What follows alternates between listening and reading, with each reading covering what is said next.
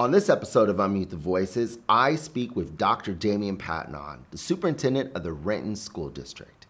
We're going to talk about, of course, all things arts related. We'll also talk about his inspiration as well as his love for the Renton School District. And he will connect with classical music and music education in an unconventional way that I can't wait for you to see. That's right now, here on Unmute the Voices.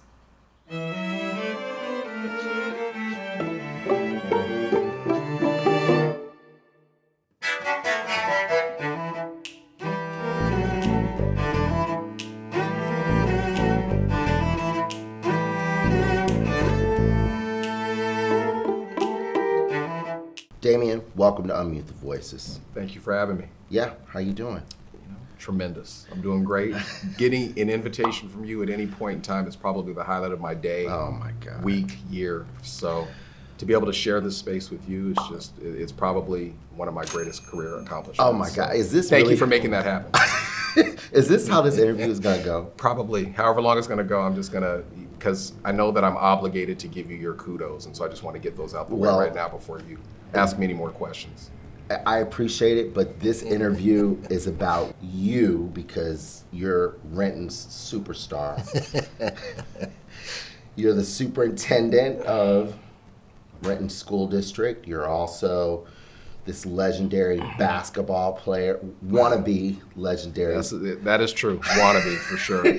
Legendary basketball player. You're father of two. One, well, actually both kids are in the Renton School District. One's in middle school, one's in high school. Mm-hmm. You're married. You've been the superintendent for 7 years now. By all kind of American standards, you've just made it, right? Would you say that? Well, I mean, I think you're always trying to make it. Mm-hmm. And I don't know about you, but the older I get, the more that I realize that, just striving for these accomplishments and goals is not what it's really about. I mean, it feels good to accomplish some of your goals, but at the end of the day, it's your loved ones, it's your family, my kids that mean the most to me. And so, regardless, and you're in the same boat too, having done so well coming out of Renton High and out of this community, and really just everything I want to do now is just how can I continue to give back? How can I continue to support my family and just do good work? Because time flies. I don't know, again for you, but it doesn't seem like that long ago that we were in high school or starting our career teaching, being a principal, and now even 7 years as superintendent has just flown by. And so to see my kids, and both of them will be at Renton High School next year, to see them at the high school that we both went to is kind of a trip. Just how fast everything goes, and hopefully have a lot more time to give back, but just knowing I've lost some loved ones recently, and so just really impressed on me that, we're not here forever. Yeah. What are you most proud of when you look back on those very humble beginnings of us? Remember we worked at, what was it at? Seattle Packaging Company together, right? Like, what are you most proud of when you look back on kind of your life? I think for me, what comes across is just being blessed. By all accounts, I mean, I had a very, very solid home, both parents, middle-class family. Did not face a lot of the challenges that I saw some of my classmates or friends had to face. And the two of us both got a scholarship coming out of high school where we didn't have to pay for anything. Right. And the crazy story about that for me was I applied for that scholarship and they told me I couldn't get it because my parents made too much. And I told this story to students just a couple of weeks ago, there were not that many black male students graduating from the Renton School District in 1995 who had the grades and academic background to be able to even go to college. So they came back to me and said, we told you couldn't apply, but now we want you to apply because we just don't have a lot of candidates. And so I think about that. There's no reason why I should have been in that situation of, having that full ride for my undergraduate degree, and then I didn't have to pay for my master's. WSU covered my cost, and then even for my doctoral work. And I've been blessed with a great family, great support structure, people who've made a difference in my life and helped me to get to where I am today. And then from a work perspective, I think that the thing I'm most proud of is having the opportunity to come back to the community where I grew up and to serve. And I loved teaching and coaching. I loved being the principal at Renton High. I always say that the superintendent job is my second favorite administrative job. I loved being at Renton High as the principal because you still have the kids that you knew, whereas as a superintendent, you just don't. You see some of the students, and I'm able to connect now because of my kids with some more students, but you just don't get to see them on the day-to-day and build those relationships. So just having that opportunity to come back and do it in a place that means so much to me has been a blessing as well. What does it mean for you to be able to connect with students? The relationships, like on Saturday, I'm coaching AAU basketball right now, an 8th grade team. And one of my former students and players called me right before the game started, and he's struggling. He has cancer. But those relationships remain. And so with students who I taught, and especially the students I coached, because we were together, all winter, all summer league, spring league, fall league. But it's one thing to know somebody at a superficial level. It's another thing when you have the chance to really get to know who they are, and then to follow them and their careers and seeing where they're at, and also to provide any support that I can provide along the way. But it's those relationships that even if they don't continue, like this one with my former player for 20 some odd years, having that chance to just see them grow. And as a principal and a teacher, the thing I always loved was watching them cross that stage.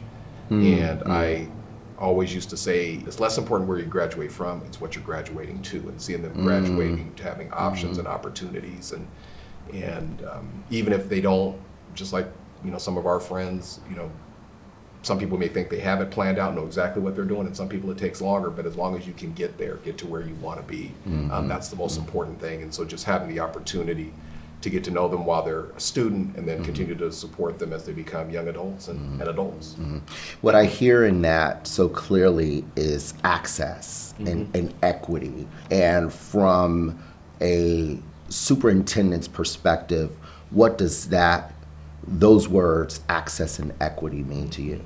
In our district, we talk about some of our core values, and as a superintendent, you get to kind of set those. And so service, excellence, and equity are some of the words that we talk about. And so service meaning, even though we might be getting paid, we exist to serve. We serve our students, we serve our families, we serve our staff, we serve our community.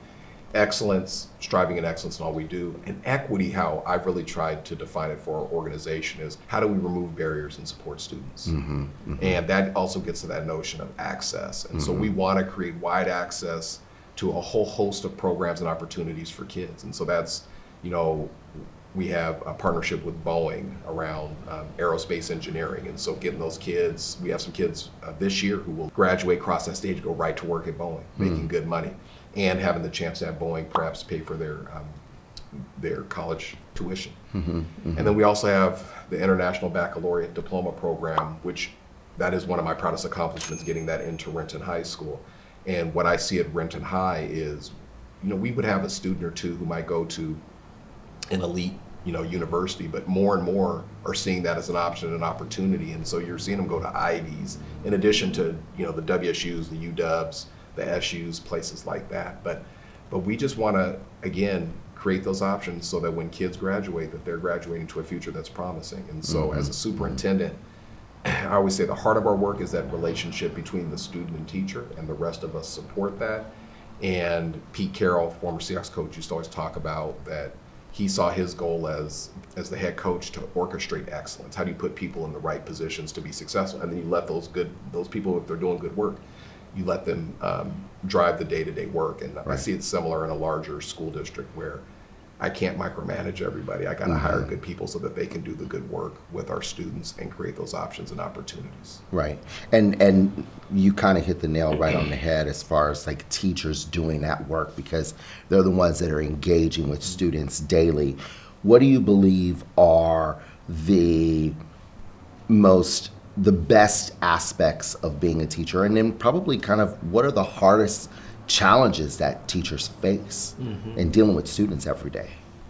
Yeah, it's funny, sometimes when you go up into administration, people think that you either ran away from the classroom or you're not in touch anymore about what's going on. And it's one of the reasons why I really loved coaching, because which I started during the pandemic. is teaching. And what I enjoy about it first and foremost is what we've already discussed, are the relationships. You build those relationships, get to know the students. And for me, it was always, in some cases, less about the content. So I was an English teacher, I also taught social studies, but that was secondary. Yes, I loved certain things about those areas, but it was really making those connections with the kids and helping them to be successful in English language arts, but also in some other areas. But what I love is, I used to love to teach writing, because you could see where students started and be able to build and to have them have those aha moments, and then they're able to, put together this essay that they didn't think that they would be able to do. And one of the things that I always used to love as well, I had a great teacher named Mr. Day, who I felt prepared me better for college than any of my other teachers, is that I appreciated, because I taught seniors and ninth graders, but when those seniors would come back a year later and tell me that my language arts class prepared them for that next step, be it at a community college or at the university level. Sometimes they would say, your class is easier than my college class. And so again, those relationships, those aha moments, helping kids to be successful, and even with the coaching, the basketballs, to be able to see you work on something with the kids and then them be able to do that out on the court. That's what I would say is just kind of the pieces that I think really inspired me to go into that profession and to continue in education, regardless of what my position might be. For the challenges, I think that one of the challenges is just time. There's never enough time to provide all the supports you might want to provide to kids, or even having all the resources. And I think right now one of the challenges is, in some cases, depending on the grades that teachers are teaching, is just we're still feeling the impact and the ripples of the pandemic. And we've always had students coming in at different places, but we've definitely seen, in all the caveats, test scores aren't everything, yada, yada, yada, but at the same time, we're seeing some academic struggles, some behavioral, social, emotional needs that aren't going met, and just, even students being able to access those resources outside of the school district.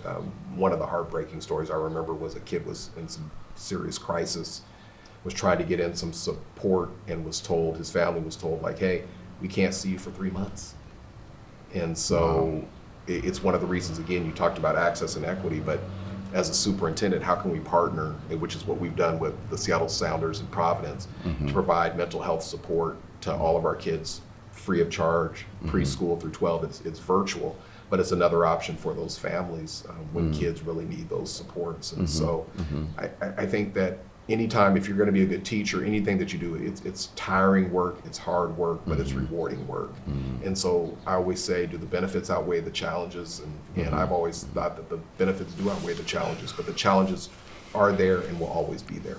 So for those who don't even really understand the day-to-day of being a teacher, can you describe to me in layman's terms what are the benefits? Because it appears that, the public only see the negative aspects of being a teacher, right? But can you describe to me, kind of give me 3 bullet points of what are the positive aspects of being a teacher?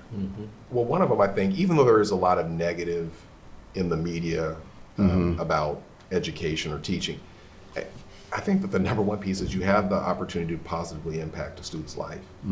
And you can do that in a micro way or in a macro way. And so, like I said, literally, I can think of young people in my class. This one student who I remember, who came in 9th grade language arts reading at a 2nd grade reading level. And we used to have a lab, learning assistance program. So for students who struggled reading, they get some additional support within the classroom, so we didn't have to remove them. But seeing this young lady grow and her confidence grow as she learned to read, and then saw the connection between the reading and the writing. And she was also, English was her second language. And so you can see these things that are setting them on the road to be successful. And so I just think that at its core, like I said, it's that relationship between the teacher and student. And yes, students can be frustrating. For people who have kids, your kids can be frustrating too. But I find I have way more patience for other people's kids than my own kids. And so I can deal with some of the things that might come up in the classroom, because at the end of the day, I do believe, and I say this, I've said this year ad nauseum, it's like adults have to be the adults. I'm not there to necessarily, I want to build a relationship, and I wouldn't say it's like we're friends, but you want to create structures, and I think students crave those structures, but it's that relationship piece and being able to change a life. I think another benefit of teaching in general is you're really able to specialize in an area that you love. And I said content was always secondary to me, but the English language arts and the social studies, I was always into those content areas, so being able to share that love and joy. And I also, but on the skills piece, and it kind of gets back to that first one, it's like reading, writing, and public speaking are things that can help you to be successful wherever you might go. Yes, some people might be in a cubicle, but at some point you're going to have to be able to interact, or if you're not interacting, you're going to be writing, you're going to be composing, doing all of those pieces. And so I just think that for teaching, it's the kids piece at the kind of that first bullet. The second piece is also that content and the love of education, and for me it was a liberal arts education, being able to do that. And then the third thing, and again I was at a high school, it's like and my situation is different, so I always have to say that I've always, except my first couple of years I worked in Kent, but I've always pretty much worked in Renton, is the fact that I got to represent the school that I got to represent. So there was like a sense of pride. And I used to get in trouble as a principal because I'd be like, forget Hazen, forget Lindbergh, these other high schools, Beach, I don't care. This is our school. And so being able to serve in that school, and like a superintendent, I always say, my mom, spread the love. I gotta spread the love. My mom used to say, I had 3 sisters, and my mom used to say, I love you all the same. I like some of you better than others. And so it's the same exact thing. I love all the schools, but I like Renton High better than others. And so having the chance to serve there. So that might not be one that translates to everybody, but for me, the place where I did the work was a benefit for me, why I taught. And I mean, you went to school there too. Absolutely. So now you are in the better class from 1996 was much I've reviewed better. the transcripts. 95 was much better. As superintendent, I get access to all the data. So somebody the other day actually said, I was in a meeting and they said that the class of 99 was the greatest class in the history of Renton High. And we were at a board meeting and I came over the mic. I was like, I've checked the data. This class of 99 was nowhere near that. So, well, I'm curious, kind of switching gears a little bit. Let's talk about obstacles that you have faced in your life. Has there been a point in your life where, or even in your career, where you felt really stuck and didn't know how to get out of it, but you pulled yourself out of it? First, I'll say I've been very blessed that I haven't faced too many of those situations. When I reflect back, I think that even though I may not have felt this way at the time, I think that I probably did, was actually my freshman year of college. And so going from Renton High to Washington State University was a culture shock. I mean, when you and I were at Renton High, the school was a lot smaller than it is now. It's about 550 kids. But the school was almost 40% black. It was 40% white, almost 40% black, and then a mix of some other things. And going out to WSU was different. You'd sit in a college lecture hall and there ain't but one other black person, or there are no other black people in the whole entire class. And it's not something that I'm proud of, but I got into more fights my freshman year of college than the rest of my life combined. And I think I was angry. And I was angry, like my friends didn't really go out there with me. I don't know if you remember this, but I gained a crap load of weight. Like I came back, I think I graduated, I weighed like 165, 160, and at the end of my freshman year, I weighed 205 pounds. Wow. But they called the freshman 15 or something. Yeah, I went way past the 15. It was like 35 or 40. But it was, and it culminated in, and I almost got expelled out of WSU. And so, in brief, the story was walking one time to go get dinner, and there were some guys clearly inebriated, and guys throws a snowball, almost hits me, and then starts calling me a boy. And for me, you don't call me no boy. and again, not proud of it, but we got into this fight, didn't think much of it, and then I'll never forget, it was Super Bowl Sunday, 1996, Cowboys and Steelers. I remember it to this day, and I came in, I went to the same cafeteria, was putting mustard on a sub sandwich, and I see the same kid that we had gotten into it with a little while ago, and he stands up, and then a stand-up girl called me a monkey. Yeah. And I'm not going to go into all the things that I said in response. One thing that's what I said, I'm from Skyway. I said, and police came, all of this stuff. My mom, my grandmother ended up having to come over because there was this whole investigation, went to the provost's office. The long and short was I was able to stay. This kid ended up, we weren't supposed to know this, but that kid ended up getting expelled. But looking back, I just think that I wasn't happy. And and it was ironic because I was doing pretty well academically. And so it was just navigating that transition from high school to college, being on my own, being out in Pullman.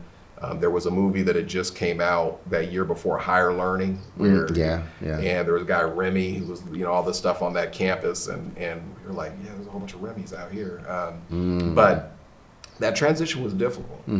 And I think that the weight that I gained at that point in time was reflective of that. And I was able to kind of push through, and some of it was because my family was always one to, like, you don't give up. You go out there, you handle your business. And I had some other support structures from some people out at the university at that time, a gentleman named Milton Lang, who was really supportive, and so was able to kind of get through that freshman, sophomore year, and then kind of move on to junior and senior year, and didn't look back from that point in time. But that was one, like, hey, if things had gone a different way, I might have gotten kicked out of school and would have been back over here. So again, not things that I'm proud of, but that's my life, and that's what happened at that point in time. Unmute the Voices is sponsored by Key to Change Studio. Key to Change Studio is a violin and viola studio located in Renton, Washington, which allows middle and high school underserved students living in South King County an opportunity to take violin or viola lessons. For more information, visit their website at keytochangestudio.org. Now, back to Unmute the Voices. This is a show that celebrates and highlights people of color in classical music who have been marginalized, who are not recognized by our industry. What sort of advice would you give to someone, a student or an artist who might feel marginalized, who's of color, who might be in kind of the same situation that you've been in, where you feel all alone and you're faced with opposition? What do you say to that person? One is make sure that you're reaching out to get any support. What are your support structures? But a lesson I learned, a mentor of mine when I was doing my graduate work at WSU, Lynn Foster, who's passed away, but Dr. Foster used to always say, he's like, hey, I've been navigating white spaces my whole career. Every single time I walk into one of those spaces, I assume all of those people want to meet me. And I said, that's good. And he'd walk into a room and he would command that room. He's like, they want to come up and meet me. And so one of the things is knowing that you belong. And that it can be tough, and even in education, I go to these conferences and it looks like the classes I was just talking about at WSU. And so and it's tough because every situation is different. But I remember I had an aunt and uncle as well. My uncle grew up in Spartanburg, South Carolina, highly segregated, ended up going in the military, ended up moving out here. He married my mom's sister. But one of the lessons I always took from him too is, like, you're always going to have to do better, and that's just it. You're going to have to be better than everybody else. But he used to say, you're not a victim. You dictate yes, there's going to be challenges, obstacles. And I think as I get older too, and I look at kind of the arc of history in this country and of black people in this country, and I think about my mom's generation and generations before then, and the things that they were facing, it really reinforces to me that I can push through any challenges that I face. They faced things that were far worse. Not that there aren't challenges today, but I think that it's that notion of, one, what are the support structures that you can lean on during those difficult times? number two is knowing that you belong, you should be in that room and people want to meet you, is key. And then the third is just continue to do good work, push through, do the work. There's that saying, chop wood and carry water. Like you just want to, the folks who I think are successful are the ones who aren't necessarily looking for all the accolades and things like that, but they're going to go in and do it. And I think when you're about the work, when you're about treating people the right way, it doesn't guarantee that everything's going to go the way you might want it in your life, but your odds increase significantly. So would you say that belonging is more of a mindset? I think yes, and I think folks who are in the room should want everybody to feel as if they belong too. And so I think I'm not trying to take people off the hook when other people are walking into those spaces, that you're not thinking about, does everybody feel welcome? Does everybody feel like that they belong? Does everybody feel involved? I think that is incumbent on the folks who may hold some of the power in that room. And I think that that's true even for me as a superintendent. I don't think of myself as special, but I do know when I walk into spaces, sometimes people react differently because of the title. And so how can I set some people at ease who are nervous to have a conversation or who might want to share something, and they might not ever feel comfortable because of my role, but it is on me as well. So I do believe it's a mindset in the sense that sometimes you have to enter those spaces telling yourself you belong, but I don't want to take the folks who may hold some of the power in those rooms off the hook for saying, like, it's also your responsibility to make sure that all the people in the room feel welcomed and belong. So if 1995 Damien walked through the door right now and met Dr. Damien Pattenaude, superintendent, older man, I won't say your age, what would you say to him? Don't count on that beautiful hair being there in 20 some odd years. I had some good hair back in the day. I had some nice. Didn't we all? I had some nice curly hair, had the tight little fade, and even in the early 20s, had my beard lined up. When I graduated from Renton High, I don't know if your class did it or not, but we had like these, it was in the newspaper, and it was like, where do you want to be in 10 years? And in that, I put, I said I wanted to be teaching and coaching basketball. It was kind of my goal in 10 years. And while I never was the head coach, I did have the chance to coach at Renton High, but I think you don't have to, I would probably tell myself, you don't have to feel like you're in a rush. And again, I've been blessed, and I had things very early on. So I became an assistant principal in my 20s.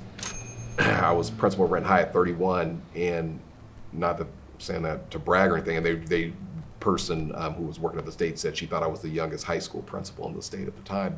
But there was always like, for me, it was like, what's next? And trying to maybe slow down a bit and enjoy the journey. But I also know that I like challenges. I want to accomplish something. So it's weird because I think that mindset drove me to where I am, but I wish that there were times where I could slow down. And that's what I've really tried to do in my role as superintendent. And I've been lucky that I have a board that's supportive of it, but I don't want to miss out on my kids growing up. And that was what I said kind of going into this. It's like, I'll do my job, I'm going to do a great job. As a principal, I was at all of these other events. And as a superintendent, there's always things I could be at. But now it's like, how can I make sure that I'm going to be at my kids' things? Because, I have 2 more years. My daughter will be a junior next year, and my son will be a freshman, and this time goes like this. So I would definitely tell myself back then, enjoy that hair for as long as it's there, and make sure to slow down. Don't feel like that you have to rush. And something that my dad has always told me, he got to the point, he's like, don't feel like you have to do things to make us proud. And I think that part of what drove me as well, 2 pieces. I mentioned Pete Carroll earlier, but Pete Carroll used to say that, what drove him was like the potential outcome, the success. I think I was more driven by fear of failure. Like, I didn't want to fail. And so I was going to work hard. I'm not going to fail. I'm not going to be a failure. Not going to be a failure. And I want to make my parents proud. I want to do things to make my family proud. And I think it got to the point one time where my dad finally said, like, look, you don't have to do these things. And my mom's like, we don't need all your diplomas and at our house. You take those to your house. We need to clear up, some of the space. And so that, but you just kind of, as you reflect back, you kind of see the different things that may have driven you, and while it may have helped me to be successful in some ways, in others, I think it probably limited the time I could have spent on some other endeavors. So would you give that same advice to young people now, because we live in such a digital age where everything is instant? AI has affected everything, and things are changing so rapidly. Would you?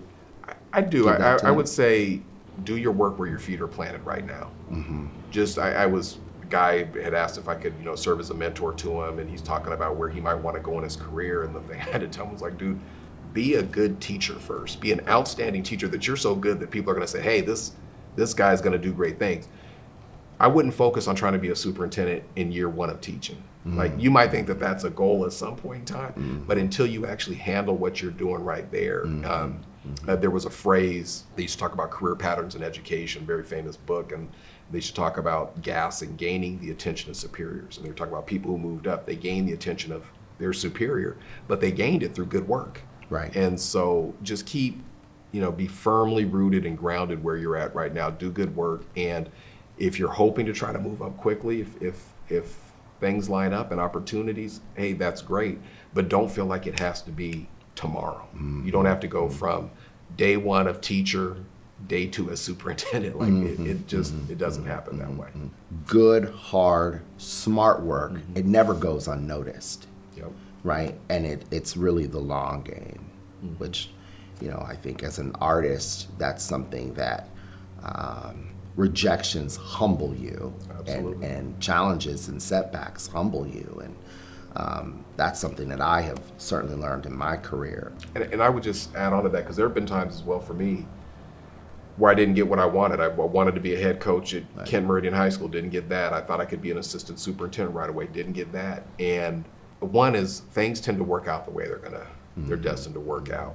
But two is, and where I almost made a mistake was when I didn't get certain jobs, sometimes I'd be in my feelings about my ego. Well then, F them, I'm gonna go somewhere else. I'm gonna leave here. They don't appreciate me. And thankfully I've had mentors that have kind of said like, hey, there'll be another opportunity. This isn't the one opportunity. Didn't work out. Who knows, they might come back around to you again. And in this case, that's what happened. I didn't get that job initially. Then I ended up being the assistant superintendent. But sometimes it's in those moments, it's easy to be, easier to be successful and have things kind of go your way. But how do you react or respond when they don't? That's right. That's right. You have spoken publicly about the importance and the value of music and the arts.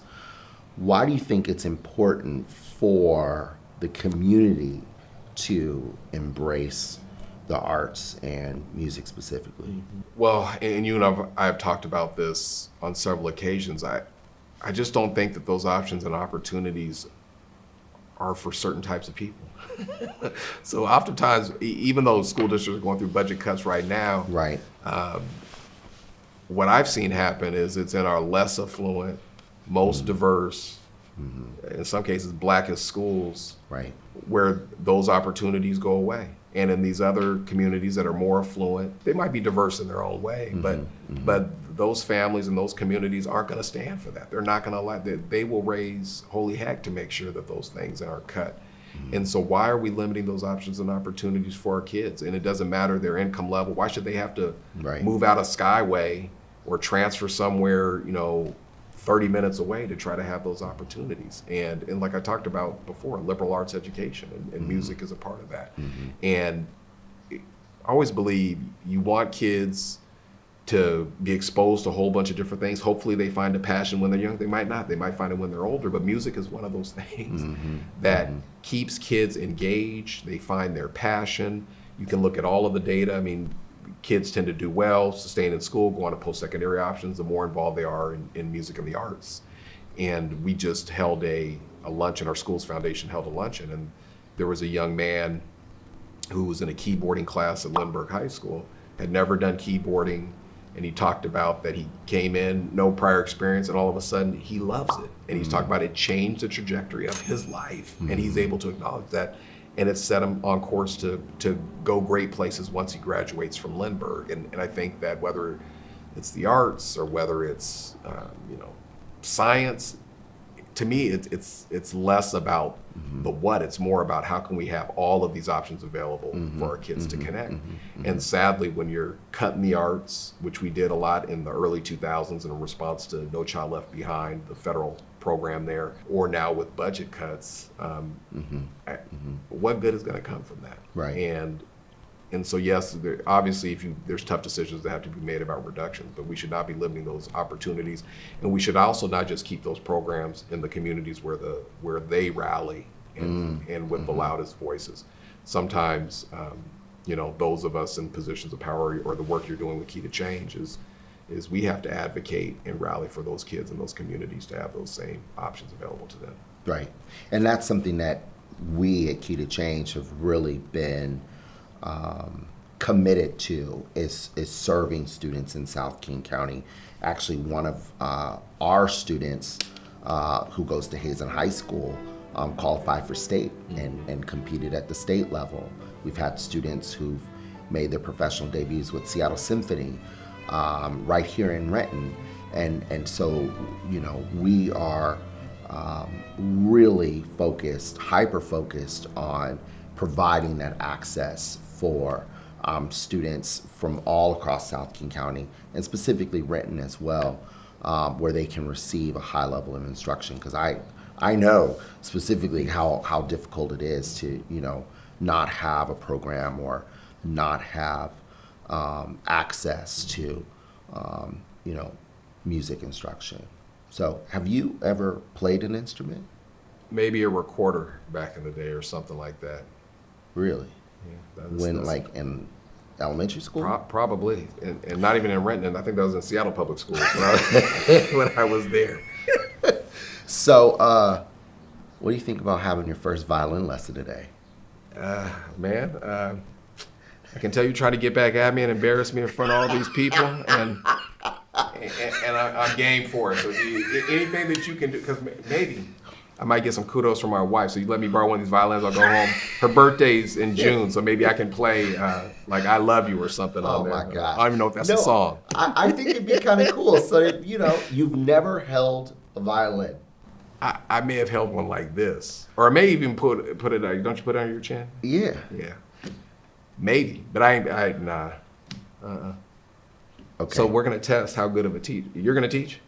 Well, who else is going to do it? Well, I'm gonna make It's sure. just the two of us Don't yell here. at me, man. Don't yell at me. I hear you're a hard instructor. I've read those. What is it? RateMyProfessor.com or whatever. So. Hey, you know what?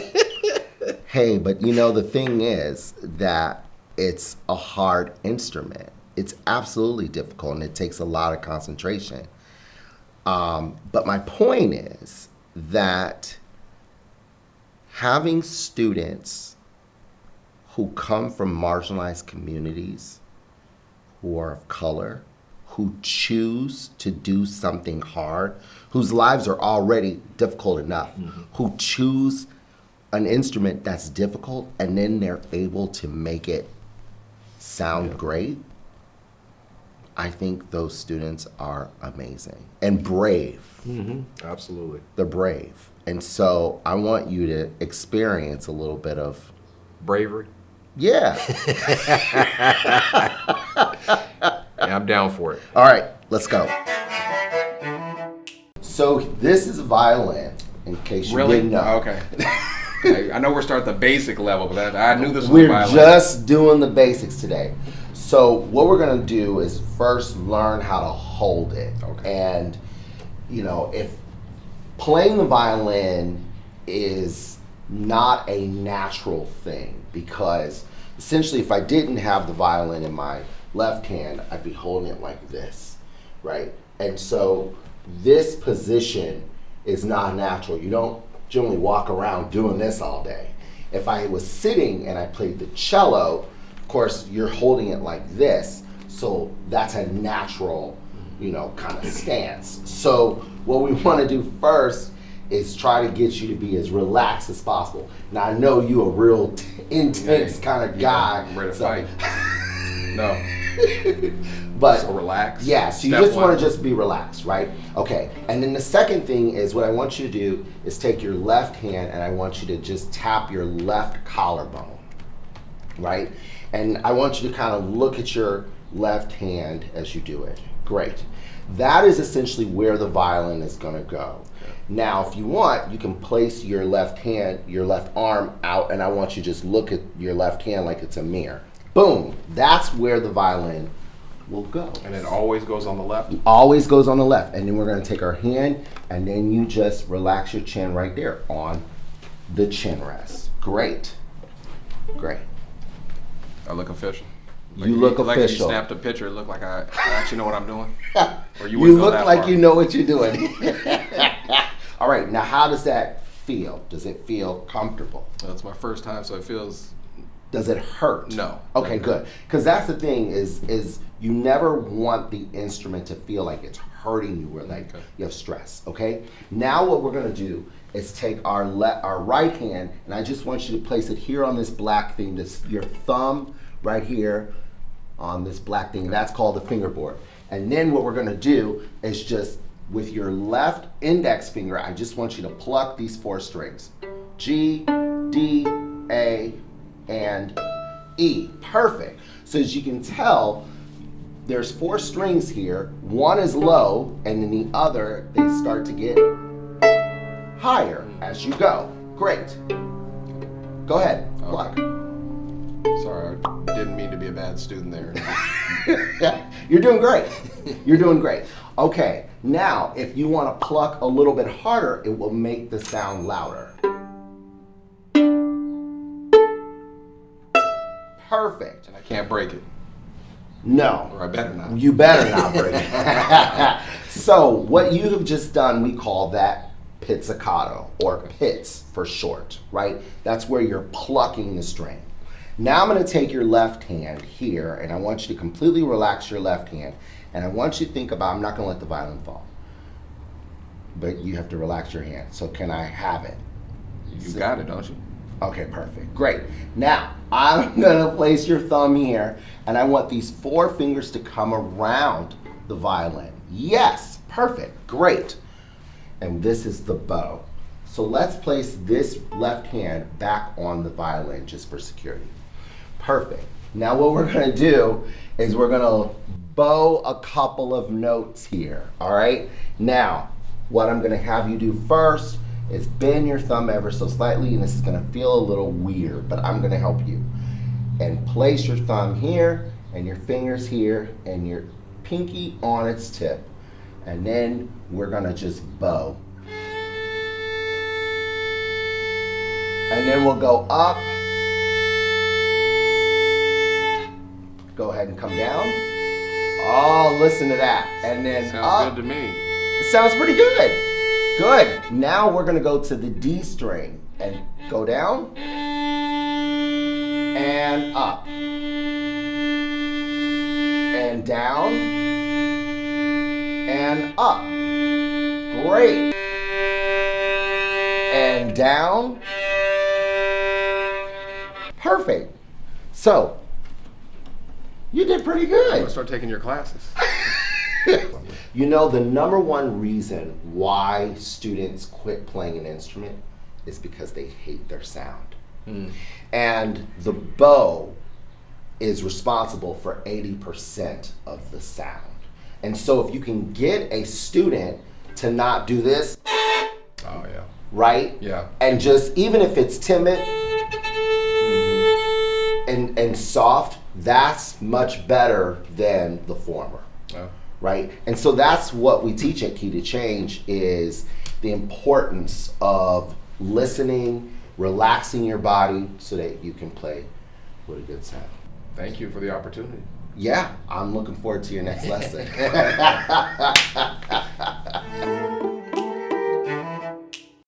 I have one final question for you.